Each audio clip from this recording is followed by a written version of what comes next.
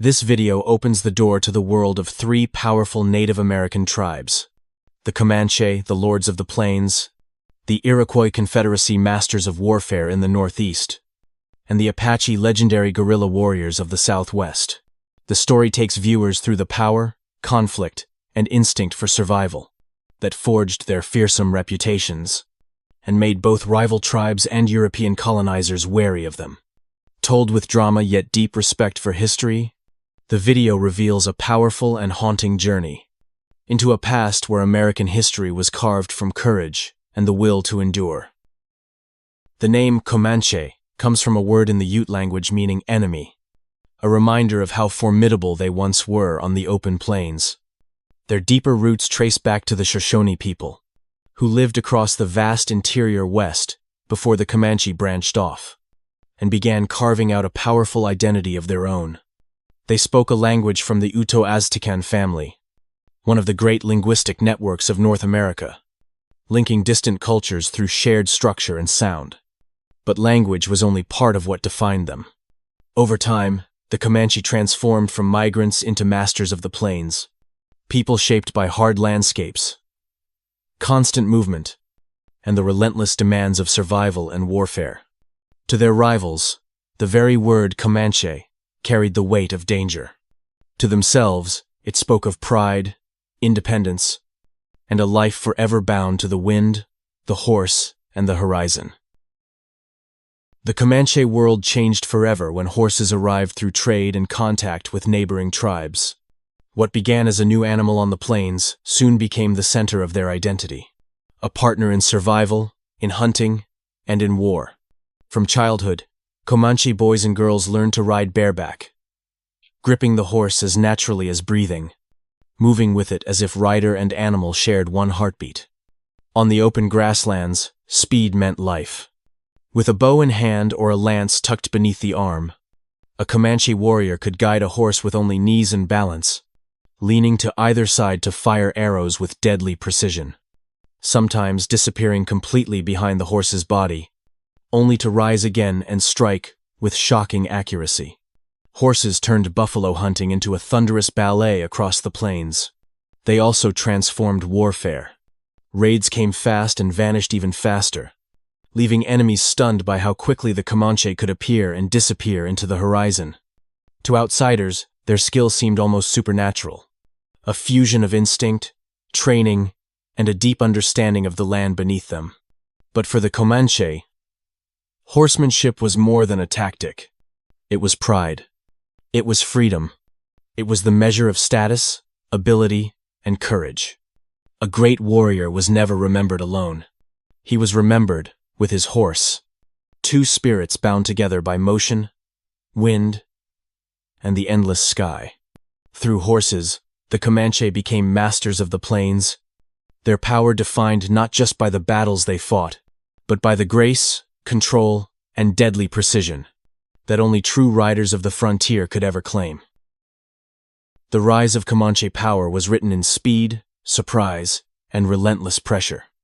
Their raids were not random bursts of violence, but a hardened strategy that allowed them to hold their ground against four expanding worlds at once: Spain, France, Mexico, and later the United States. Riding deep into enemy territory, they struck fast, disrupting settlements, seizing horses, and reminding outsiders that the southern plains were not easily taken. What made them truly formidable was mobility. They could appear like a storm from the horizon, then fade back into the grasslands before retaliation could gather. Every raid was also a message. It said that the Comanche would not be pushed aside. Their power grew not only from warfare, but from the reputation that spread ahead of them. A warning whispered along trade routes and border towns. Spanish soldiers, French traders, Mexican ranchers, and American settlers all learned to treat Comanche territory with caution. To underestimate them was to risk disappearing into the plains.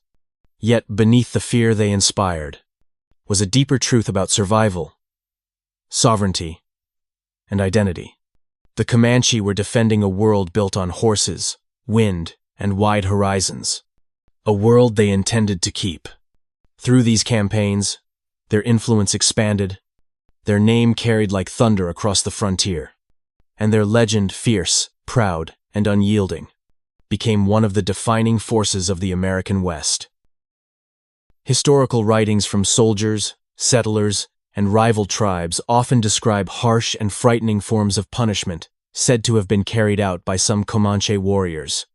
These accounts appear in journals, military reports, and frontier letters, and they helped shape the tribe's fearsome reputation across the southern plains. To outsiders, the Comanche did not simply fight to win, they fought to send a message. Defying them meant risking a fate designed to terrify anyone who thought about entering their territory again. On the frontier, warfare was brutal on every side, and fear became a weapon as real as the bow or lance. The stories that spread about Comanche captives were meant to warn, to intimidate, and to remind enemies that the land they were crossing was fiercely defended.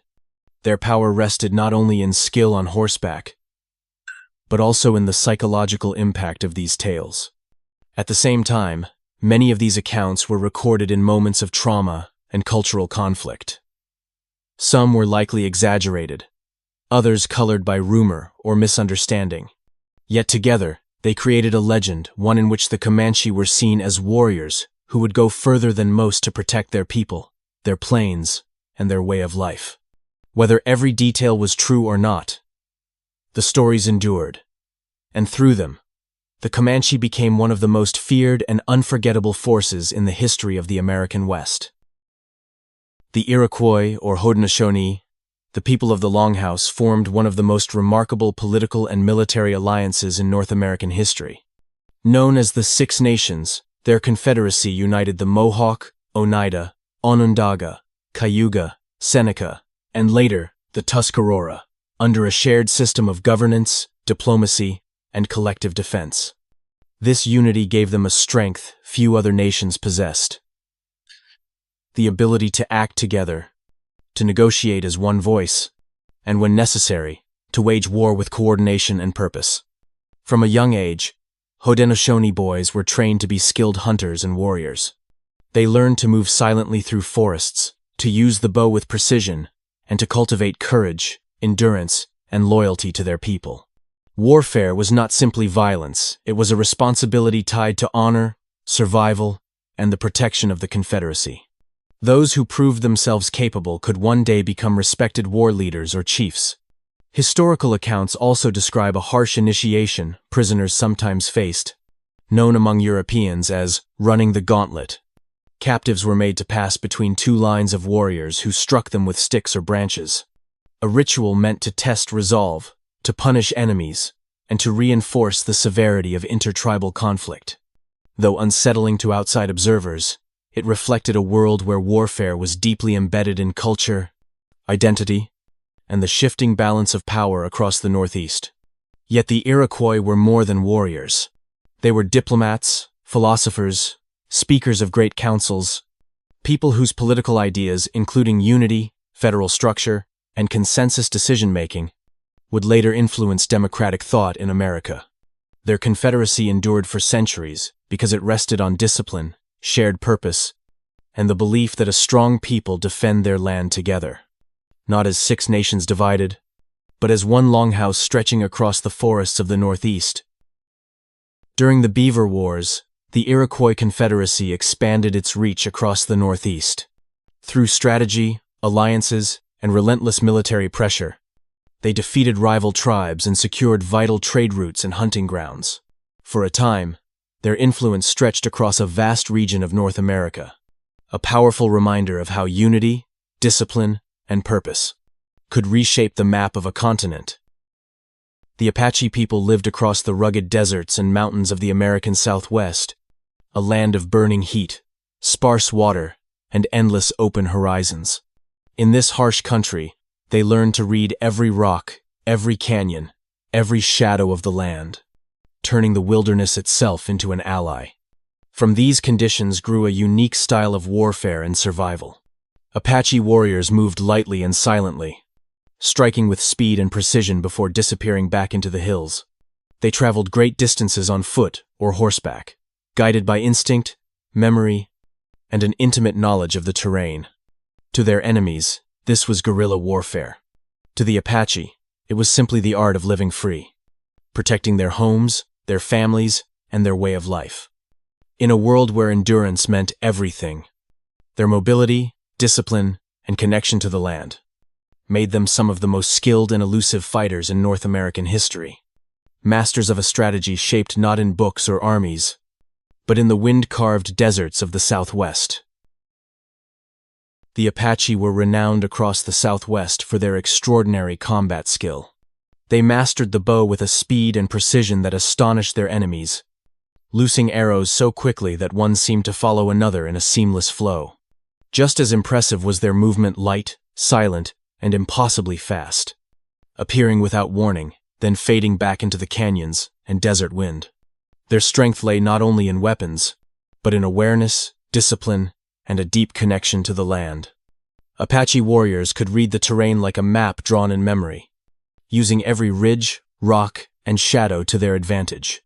To outsiders, their sudden strikes felt overwhelming and unpredictable. To the Apache, it was simply the most effective way to protect their people and preserve their freedom. This combination of speed, stealth, and strategic insight earned them a reputation as some of the most skilled and elusive fighters in the history of North America, warriors shaped by the land they called home. Some frontier accounts describe harsh punishment and torture attributed to certain Apache groups, stories meant to convey fear, dominance, and the unforgiving reality of borderland warfare. These reports spoke of cruelty used to terrify enemies and protect their homeland, reinforcing a fierce reputation that echoed across the Southwest. A reminder that survival, power, and brutality often walked side by side in history.